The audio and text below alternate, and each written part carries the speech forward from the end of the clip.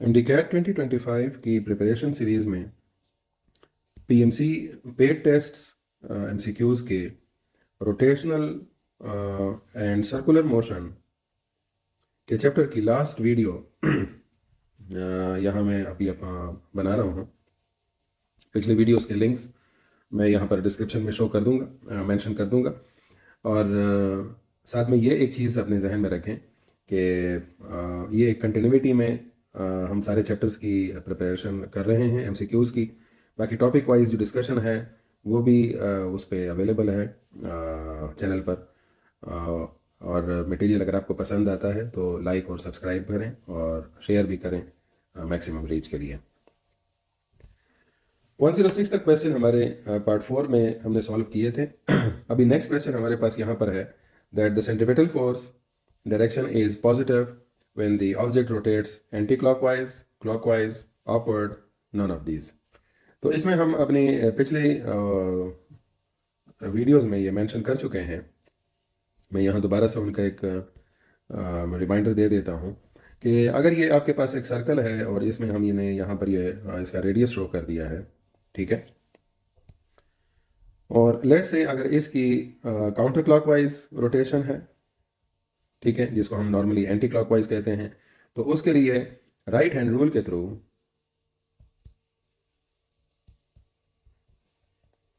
ये क्या होगा, पॉजिटिव कंसिडर किया जाएगा इसकी डायरेक्शन को और इसकी रोटेशन की डायरेक्शन को। और अगर ये क्लॉकवाइज हुआ, इस तरह से ये रोटेशन कर रहा है, तो उस वक्त इसको लिया जाएगा नेगेटिव, ठीक है। अब जहां तक सेंट्रीपिटल फोर्स की डायरेक्शन है, सेंट्रीपिटल फोर्स की डायरेक्शन हम यहां पर कंसिडर करते हैं टुवर्ड सेंटर, ठीक है। ये ओ हमारे पास सेंटर है, ये हो जाएगा सेंट्रीपिटल फोर्स। अब चाहे आप इसको काउंटर क्लॉकवाइज रोटेशन में लेते हैं या क्लॉकवाइज रोटेशन में लेते हैं, दोनों केसेस में ये होगी। और जाहिर है इसकी पॉजिटिविटी या नेगेटिविटी का ताल्लुक जो है हम इस तरह ले सकते हैं कि अगर मैं मिसाल के तौर पर रेडियस की डायरेक्शन को इस तरह से लेता हूं, तो एफ सी का जो रेडियस के साथ रिलेशन बनेगा, मतलब डायरेक्शन वाइज, वो क्या बनेगा कि F C will be opposite, मतलब negative with respect to position. और मैंने यहाँ पर एक्स लिख दिया है, आप इसको आर भी लिख सकते हैं, that is the radius vector. लेकिन इसका एंटी क्लॉकवाइज या क्लॉकवाइज ऐसा कोई रोटेशन पॉसिबल नहीं है कि आप कहें कि सेंट्रीपिटल फोर्स की डायरेक्शन को हम पॉजिटिव लेंगे या नेगेटिव लेंगे, ठीक है। हाँ, ये हो सकता है कि अगर आप मिसाल के तौर पर काउंटर क्लॉकवाइज रोटेशन को ओवरऑल आप पॉजिटिव कंसिडर करते हैं, ठीक है, तो उस वक्त आप सेंट्रीपिटल फोर्स की डायरेक्शन को पॉजिटिव कंसिडर कर लें।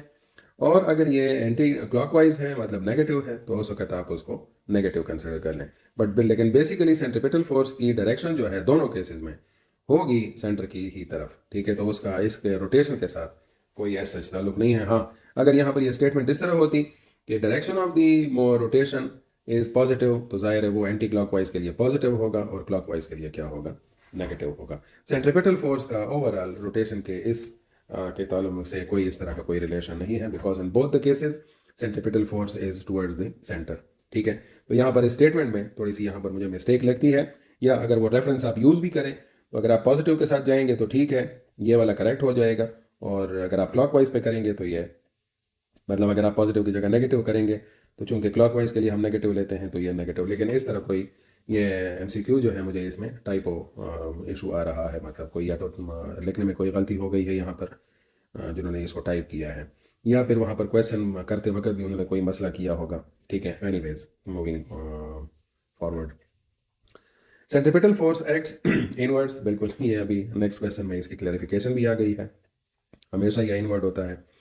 The angular speed of the wheels of the bicycle is 8 pi radians per second होगा, ठीक है, क्योंकि जाहिर एंगुलर स्पीड है तो ये पर सेकंड होगा। The period of rotation is, तो टाइम आपको रिक्वायर किया गया है, ठीक है। और एंगुलर स्पीड की वैल्यू जो है वो 8 पाई रेडियन पर सेकंड है। तो इस न्यूमेरिकल को बहुत आसान और देसी तरीके से आप सॉल्व कर सकते हैं, चूंकि ओमेगा जो है वो थीटा बाई टी के बराबर होता है, और थीटा यहाँ पर कितना है, 8 पाई रेडियन पर सेकंड। इसका मतलब क्या हुआ कि 8 पाई रेडियन इन 1 सेकंड। अब जब एक कंप्लीट, क्योंकि जाहिर है पीरियड ऑफ रोटेशन का मतलब क्या है, जिसमें वो एक साइकिल कंप्लीट करता है, 1 साइकिल में कितना होता है 2 पाई रेडियन, ठीक है। सो अब अगर हम क्या कर दें, इसको भी हम 4 पे डिवाइड कर दें और इसको भी हम 4 पे डिवाइड कर दें, क्योंकि ज़ाहिर है यहाँ से हमारे पास 2 पाई रेडियन आ जाएगा। सो 4 डिवाइडेड बाई 4 टूज़ आर 8 और ये 2 पाई आ जाएगा और ये 1/4 से आपके पास आएगा 0.25 सेकेंड। सो मतलब वो 2 पाई रेडियन 0.25 सेकेंड में कंप्लीट करेगा। तो ये 0.25 सेकेंड इसका क्या हो जाएगा, पीरियड हो जाएगा, मतलब time period. The angular velocity of minimum. अच्छा, यहाँ पर एक दूसरी चीज़ भी मैं आपको बता दूं कि यहाँ पर अगर आपसे उसने उसका पूछा है फ्रीक्वेंसी का, सो ओमेगा है 2 पाई एफ के बराबर, इसे आसानी से ये वैल्यू मालूम की जा सकती है, ठीक है। तो ये पाई पाई कैंसिल हो जाएंगे, तो फ्रीक्वेंसी की वैल्यू जो है वो क्या आ जाएगी 4 hertz. Okay, the angular velocity of a minute hand of a clock is, ये भी हम आई गेस पहले कर चुके हैं लेकिन थोड़ा सा पहले डिफरेंट तरीके से था। So angular velocity of minute hand, तो मिनट हैंड के लिए फार्मूला वही है थीटा बाई टी का, 2 पाई रेडियन। ये मतलब एक पूरा चक्कर कंप्लीट करेगा कितने में, मिसाल के तौर पर अगर ये आपके सब सामने कोई वॉच लगी हुई है, ठीक है, और उसमें आप इसको इस तरह से डिवाइड करते हैं, ठीक है, तो इस पूरे चक्कर में जो मिनट हैंड होती है वो जब एक पूरा चक्कर कंप्लीट करती है तो पूरे चक्कर में कितना टाइम लगता है 60 मिनट्स, ठीक है। अब ज़ाहिर है सारे जवाब जो हैं वो आपके पास क्या हैं पर सेकंड में हैं, तो हम इसको फर्दर सॉल्व कर लेंगे। 2 पाई रेडियन, मिनट को भी 60 कर देंगे, 60 into 60 second, so that will become 2 pi radian divided by 3600 second. तो ये आपके पास करेक्ट ऑप्शन आ जाएगा। The angular displacement is again a vector quantity, और ये भी हम यहाँ पर मेंशन कर चुके हैं पिछले सॉल्यूशन में, लेकिन यहाँ पर जो वीडियो देख रहे हैं ये स्टूडेंट्स, उनके लिए मैं यहाँ पर मैं क्लियर कर दूँ कि अगर ये आपके पास सर्कल है, रिवॉल्विंग मोशन है, और उसमें आप शो करना चाहते हैं कि ये कोई इनिशियल लोकेशन है लेट्स से ए, और ये फाइनल लोकेशन है आफ्टर एनी इंस्टेंट, तो ये जो एंगल यहाँ पर कवर होगा this will be called as angular displacement. अब अगर ये बड़े टाइम के लिए होता है तो जाहिर है ये एक कर्व को शो करता है, आर्क लेंथ। लेकिन अगर आप इसको बहुत ही छोटे पीरियड के लिए कर लेंगे, छोटे टाइम के लिए, लेट्स से ये सी है, ठीक है, तो ये बिल्कुल एक स्ट्रेट पैच को शो कर रहा है। तो यहाँ पर ये जो डेल्टा डेल्टा थीटा होगा that represents a cord length, जो कि बिल्कुल एक स्ट्रेट लाइन है, जो कि एक लीनियर डिस्प्लेसमेंट को रिप्रेजेंट करता है। तो इस वक्त इस एंगुलर डिस्प्लेसमेंट को हम एज अ वेक्टर लेते हैं, और ये बाकायदा तौर पर एक्सप्लेन किया जाता है कि एंगुलर डिस्प्लेसमेंट की हमारी वैल्यूज़ जितनी भी हम बुक में लेते हैं वो सारी की सारी इंस्टेंटेनियस होती हैं, इस वजह से इसको एज अ वेक्टर ट्रीट किया जाता है। सो ये आपके पास करेक्ट ऑप्शन है। अगला क्वेश्चन है that the angle between radius vector and centripetal acceleration is, ठीक है, तो यहाँ फिर से दोबारा मैं एक फिगर आपके सामने ड्रॉ कर लेता हूँ क्लैरिटी के लिए। तो ये क्या हो जाएगा, ये रेडियस की डायरेक्शन हो जाएगी और सेंट्रीपिटल एक्सेलरेशन की डायरेक्शन बिल्कुल इसके उलट होती है, सेंटर की तरफ। तो इन दोनों के दरमियान ये चूंकि इस तरह से हैं, ये आर है और ये ए सी है, और दोनों के दरमियान फिर क्या बनेगा 180 का एंगल बनेगा, या अगर आप रेडियन में बताना चाहते हैं तो ये पाई रेडियन हो जाएगा। तो ये पाई रेडियन ये 180 डिग्री के बराबर हो जाएगा, ठीक है। 113 क्वेश्चन हमारे पास आ रहा है that centripetal acceleration is maximum when objects moves with R decreasing, और ये क्यों, ये इसलिए है क्योंकि सेंट्रीपिटल एक्सेलरेशन है v स्क्वायर बाई आर के। तो अब अगर आप r की वैल्यू को डिक्रीज करेंगे as centripetal acceleration is inversely proportional to r, so r की वैल्यू को अगर आप डिक्रीज करते जाएंगे तो सेंट्रीपिटल एक्सेलरेशन जो है वो क्या होती जाएगी, इंक्रीज होती जाएगी, ठीक है, दैट्स गुड। ओके, और नेक्स्ट क्वेश्चन हमारे पास है that the angular velocity at a particular instant is called angular velocity, ठीक है। तो जाहिर है ये क्या हो जाएगी, इंस्टेंटेनियस, ये चाहे कोई भी टर्म हो, अगर आप एक पर्टिकुलर इंस्टेंट की बात करेंगे so that will be termed as instantaneous acceleration, instantaneous angular velocity. The angular frequency is related to linear frequency by relation directly, और वो भी मैंने आपको बताया हुआ है कि ओमेगा बराबर है 2 पाई एफ के, So omega is directly related to frequency. The number of revolutions in 3 pi radians is, so 2 pi radian जो है ये 1 रिवोल्यूशन के बराबर है, ठीक है।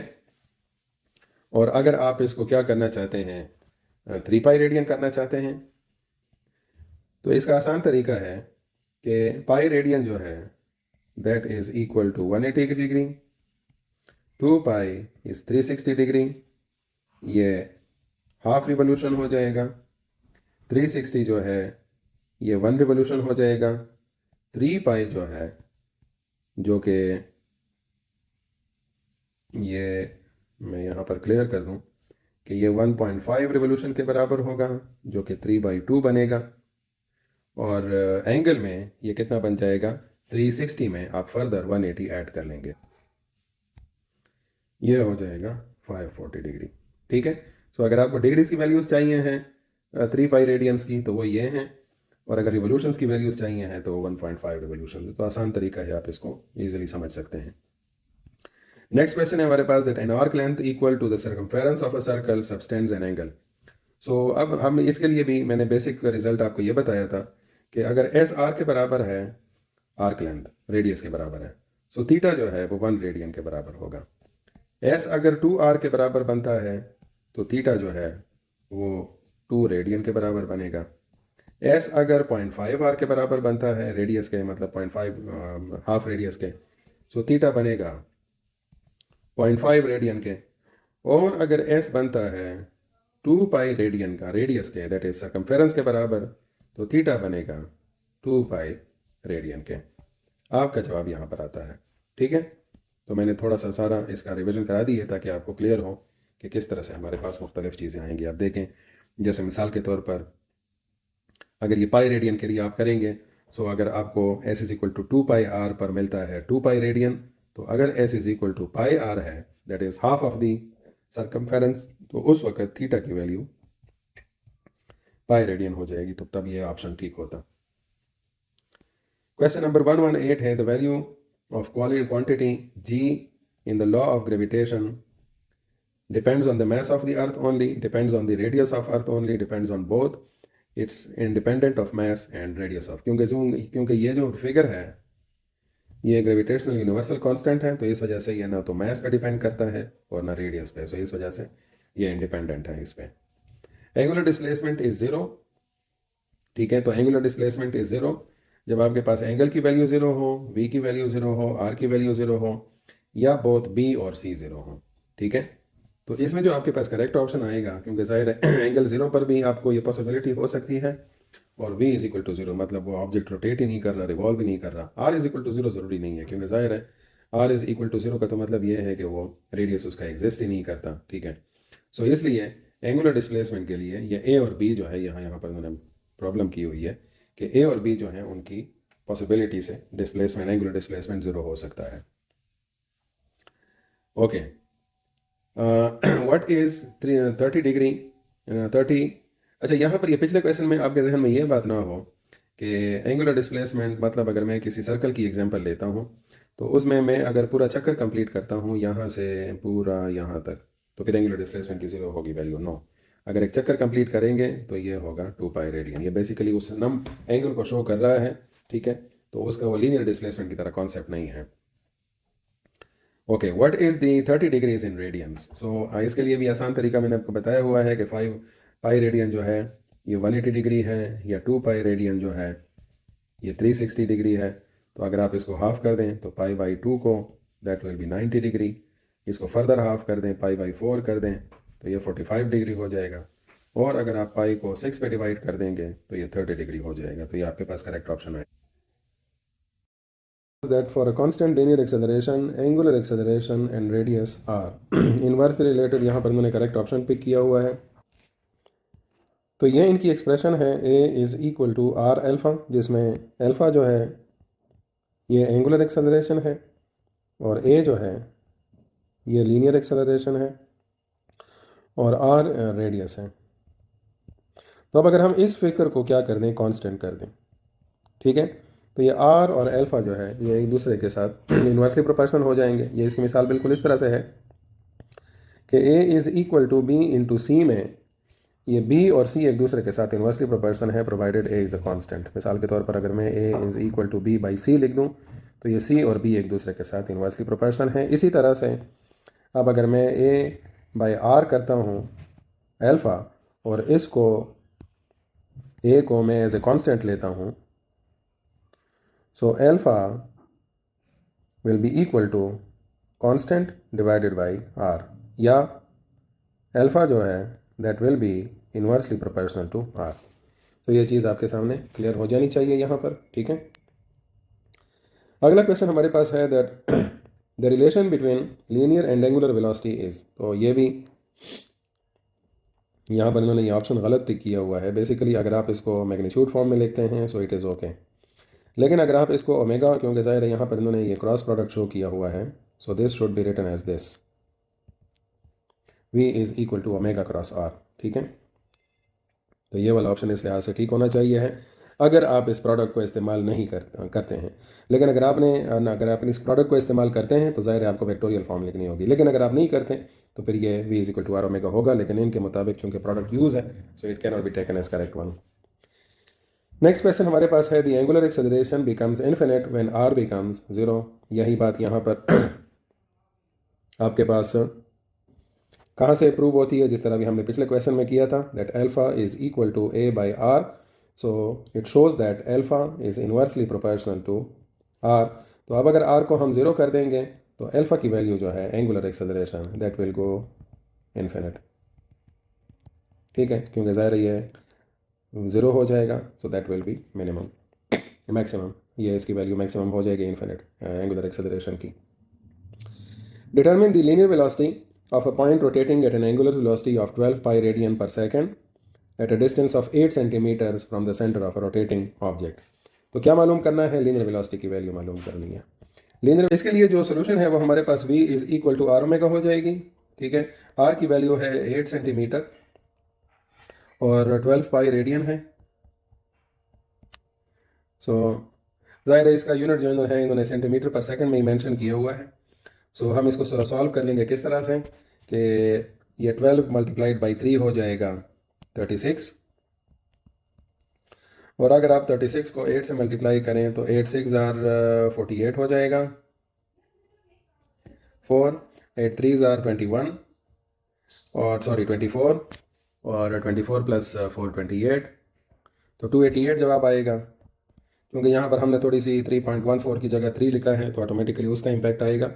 So it will be this one, ये थोड़ा सा ज़्यादा हो जाएगा। सो 288 से 301, तो ये आपके पास करेक्ट ऑप्शन आ जाएगा इसका। 125 है the value of angular momentum is maximum when theta is 90 degree, correct option है। और एंगुलर मोमेंटम है क्या, L is equal to R cross P, ये वेक्टर रेडियस और लीनियर मोमेंटम का क्रॉस प्रोडक्ट है। तो इसको हम लिखते हैं R P sine theta. Theta की वैल्यू जब 90 हो जाएगी तो ये पूरा साइन 91 के बराबर हो जाएगा, L बन जाएगा R P, so that will B its maximum value.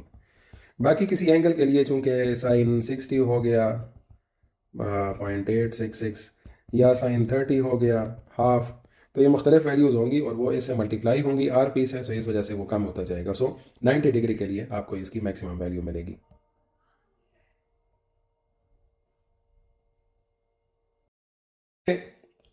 अब हमें एंगुलर एक्सेलरेशन की वैल्यू चाहिए है, तो इस सिचुएशन में तो इससे तो मिसाल के तौर पर अगर आप यही क्वेश्चन यूज़ करेंगे A is equal to R alpha और अल्फ़ा हो जाएगा ए बाई आर, तो आप इसे आसानी से मालूम कर सकते हैं। अब ए के मालूम करने का तरीका क्या होगा कि ये जो है ये 20 मीटर पर सेकंड हो जाएगा, नॉर्मली 10 मीटर पर सेकंड जो है ये 36 किलोमीटर पर आवर होता है, ठीक है। और 20 मीटर पर सेकंड जो है ये 72 हो जाता है, ये ज़ीरो हो जाएगा। सो अब अगर मैं सिंपल ए की वैल्यू निकालता हूँ तो A is equal to V F minus V I by T हो जाएगी। सो वी एफ है 20 माइनस 0 और टाइम है 5, सो ये बन जाएगा 4 मीटर पर सेकंड स्क्वायर। सो अब इस इक्वेशन को आप यूज़ करें, अल्फ़ा इज़ इक्वल टू ए की वैल्यू है 4 और आर है 50 सेंटीमीटर, डायमीटर है 50 सेंटीमीटर, तो ज़ाहिर है डायमीटर का हाफ हो जाएगा 25 सेंटीमीटर, और 25 सेंटीमीटर को की जगह मैं क्या लगा देता हूँ 25/100, वो 100 ऊपर आ जाएगा इधर से, ठीक है। सो ये हमारे पास आ जाएगा, वो 25 4s आर 100, तो ये 16 रेडियन पर सेकेंड स्क्वायर इसका आंसर आ जाएगा। अगला क्वेश्चन हमारे पास है, the angular acceleration becomes 4 times when alpha is two A is equal to 2, R is equal to 2, ठीक है। Alpha is equal to 4, R is equal to 4, alpha 3, R 0, ये दोनों 0। तो आप देखें यहाँ पर सिंपल जो आपके पास रिजल्ट है वो ये है कि A is equal to R alpha, ठीक है। अब एंगुलर एक्सेलरेशन की वैल्यू आपको चाहिए है और 4 टाइम्स, ठीक है। तो एंगुलर एक्सेलरेशन, हाँ अब यहाँ पर मैंने गलती की है। गलती क्या है कि ये एंगुलर नहीं है, ये लीनियर है। क्यों? क्योंकि अल्फा यहाँ पर इन्होंने दिया हुआ है एंगुलर एक्सेलरेशन। तो बेसिकली अगर आर को भी आप डबल कर दें और अल्फा को भी डबल कर दें तो आपके पास ए की वैल्यू मतलब लीनियर एक्सेलरेशन जो है ये 4 टाइम्स हो जाएगी, और इस तरह से ये ऑप्शन आपके पास ठीक आएगा, ठीक है। अगर ऐसी सिचुएशन हो कि अल्फा हो ए बाई आर के बराबर, तो अल्फा की वैल्यू 1 तब आएगी जब ए 2 मीटर पर सेकेंड स्क्वायर होगा और आर की वैल्यू 2 मीटर होगी, ठीक है। तो वैसे ही मैंने एक न्यूमेरिकल आपके सामने रख दिया है। अगला क्वेश्चन है हमारे पास, that what is the angular velocity, change in angular rotation divided by change in time. Change in displacement नहीं है, गलत है, स्पीड है, ये सारी तीनों टर्म्स गलत हैं। ये आपके पास क्या हो जाएगी, करेक्ट हो जाएगी।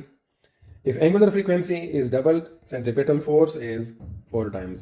सेंट्रीपिटल फोर्स कैसे आता है, F C is equal to M V square by R, V की जगह आर ओमेगा लगा दें, M R square omega square divided by R, R cancel हो गया, एम आर ओमेगा स्क्वायर। इसका मतलब यह हुआ कि एफ सी का डायरेक्ट रिलेशन ओमेगा स्क्वायर के साथ है। ओमेगा स्क्वायर को ओमेगा को डबल कर दें तो फोर्स की वैल्यू 4 टाइम्स हो जाएगी, ठीक है। जहाँ भी इस तरह का रिलेशन होगा आपके पास ऐसा ही रिजल्ट आएगा कि ओमेगा को डबल करेंगे तो सेंटीपिटल फोर्स की वैल्यू 4 टाइम्स।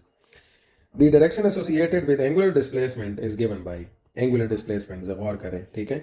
तो जाहिर है इसकी वैल्यू आपको राइट हैंड रूल से मिलती है, ठीक है। और जाहिर है ये मैं पहले भी जिक्र कर चुका हूँ पिछली वीडियोस में कि अगर आप इसको राइट हैंड रूल से देखते हैं, सो अगर ये काउंटर क्लॉकवाइज रोटेशन कर रहा है तो इसके लिए हमें क्या करना होगा, ये अगर मैं इसकी एक्सिस डिफाइन कर लूँ तो इसमें अपवर्ड जो है ये काउंटर क्लॉकवाइज के लिए होगा पॉजिटिव, और अगर क्लॉकवाइज की बात हो रही है तो उसके लिए इसकी डायरेक्शन को नेगेटिव लिया जाएगा। तो that is due to the right hand rule. A body moving along the circumference of a circle completes 2 revolutions. If the radius of the circular path is r, the total angular displacement covered is. So 2 revolutions हैं, इसमें इसकी ज़रूरत ही नहीं है, ठीक है। अगर capital R की सिंपल बात है कि अगर 2 रिवोल्यूशंस हैं, 1 रिवोल्यूशन जो है ये 2 पाई रेडियन के बराबर होता है, तो 2 रिवोल्यूशंस जो है ये 4 पाई रेडियन के बराबर हो जाएंगी। सिंपल सा जो क्वेश्चन है। 134, the tires of a bicycle have a diameter of 24 inches. If the tire is turning at a ratio of 50 revolutions per minute, determine the bicycle speed in miles per hour. ज़बरदस्त units जो है ना इन्होंने सही mix up किया हुआ है, but anyways आपको मालूम होना चाहिए है। मैं थोड़ा सा आपके सामने ये मेंशन कर लेता हूँ। डायमीटर उसका 24 इंचेस है और रेडियस हो जाएगा 12 इंचेस, जो कि 1 फुट के बराबर होता है। अच्छा, इसी तरह से 50 रिवोल्यूशंस पर मिनट्स हैं टायर्स का रेशो में स्पीड, एंगुलर स्पीड।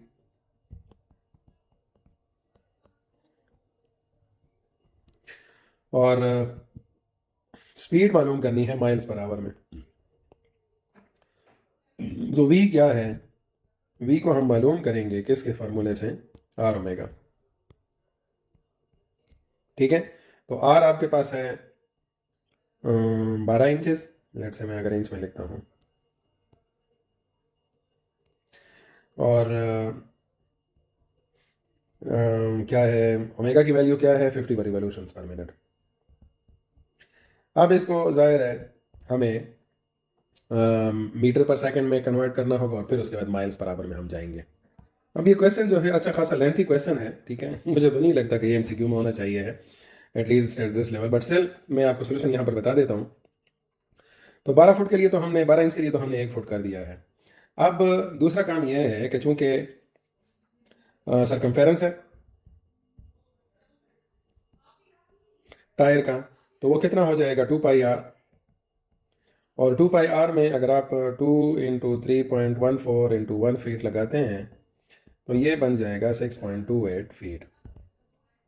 फिर ओमेगा की वैल्यू बनती है, ओमेगा है 50 रिवोल्यूशंस पर मिनट, और अगर हम इसको आवर्स में कन्वर्ट करते हैं क्योंकि फाइल यूनिट आवर्स में है, तो ये 50 रिवोल्यूशंस पर मिनट जो है इसको इस तरह हम लिख लेंगे 50 रिवोल्यूशंस, ये आवर लिख देंगे और ये यहाँ पर 30 या 60 आ जाएगा क्योंकि 1 minute is equal to 1/60 our.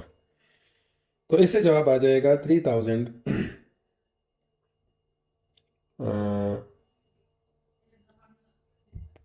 Revolutions per hour.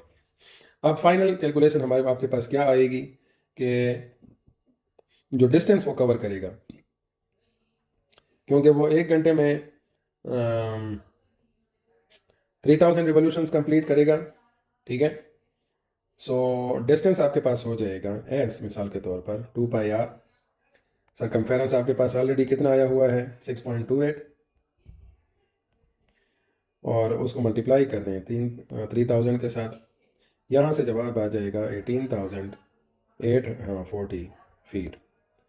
और अब अगर आपको इस को माइल्स में कन्वर्ट करना है, तो माइल्स में कन्वर्ट करने के लिए इसको आप डिवाइड कर देंगे 5280, तो ये माइल्स में कन्वर्ट हो जाएगा। सो ये जवाब आ जाएगा आपके पास 3.57 माइल्स। तो स्पीड आपके पास क्या हो गई per hour 3.57, v is equal to 3.57 miles per hour, ठीक है, क्योंकि ज़ाहिर है पर आवर की बात हो रही है। तो इन्होंने यहाँ पर ये लिखा हुआ है, but that's not a kind of question जो कि आपसे एमसीक्यू में पूछा जा सकता है, या अगर उस वक्त भी आया हुआ था तो ये गलती में समझूंगा इसको, because this should not be the practice कि आप इतने लंबे लंबे एमसीक्यूज जिनमें इतनी लंबी कैलकुलेशन चाहिए होती है स्टूडेंट्स को प्रोवाइड कर दें। हाँ, अगर ये थ्योरी का क्वेश्चन होता, मतलब थ्योरी के पेपर में, then it's okay. Anyways, points आपको क्लियर हो चुके होंगे, तो ये चैप्टर 5 यहाँ पर ख़त्म हो गया है। अगला अब हम इंशाल्लाह वेव्स वाला शुरू करेंगे, हालांकि उसमें ये चैप्टर 7 जो है ऑसिलेशन वाला वो भी शामिल होगा, ठीक है। लेक्चर आपको पसंद आया हो, एमसीक्यूज़ की समझ आई हो, तो अपने उसमें फ्रेंड्स के साथ शेयर भी करें, लाइक एंड सब्सक्राइब भी करें, बेल आइकन को भी प्रेस करें ताकि ज़्यादा से ज़्यादा जो अपडेट्स हैं वो आपको टाइम पे मिल सकें। Thank you.